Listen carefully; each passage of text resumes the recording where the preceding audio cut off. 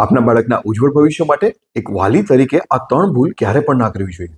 Number 1, તેમના વતી જવાબ આપવો. સામાન્ય રીતે આપણા બાળકને કોઈ પણ વ્યક્તિ પ્રશ્ન પૂછે અથવા તેમની સાથે વાતો કરે ત્યારે આપણે તેમના વતી જવાબ આપી દઈએ છીએ, જે ક્યારેય ના કરવું જોઈએ. આપનું બાળક જવાબ જાતે આપી શકે ને તેના માટે તેમને પૂરતી સ્પેસ આપો અને મોકો પણ આપો, જેથી તેઓ પોતાની જાત પ્રત્યે વધુ સન્માનિત ફીલ કરશે. નંબર 2, તેમના પ્રશ્નો અને સમસ્યાઓનું સોલ્યુશન.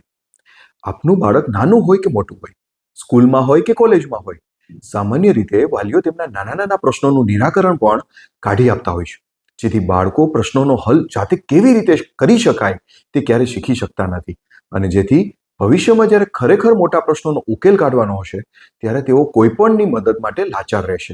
જેથી તેમની સમસ્યાનું નિરાકરણ ન કરવાને બદલે તેમને સમર્થન અને માર્ગદર્શન આપો.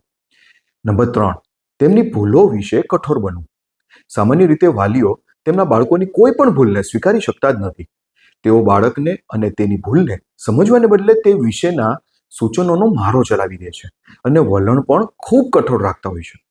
વાલી મિત્રો, ભૂલો કરવી એ શીખવાનો એક ભાગ છે, જેથી બાળકોને તેમની ભૂલો પણ સ્વીકારતા શીખવાડો અને આગળ વધવાની સતત પ્રેરણા આપતા રહો.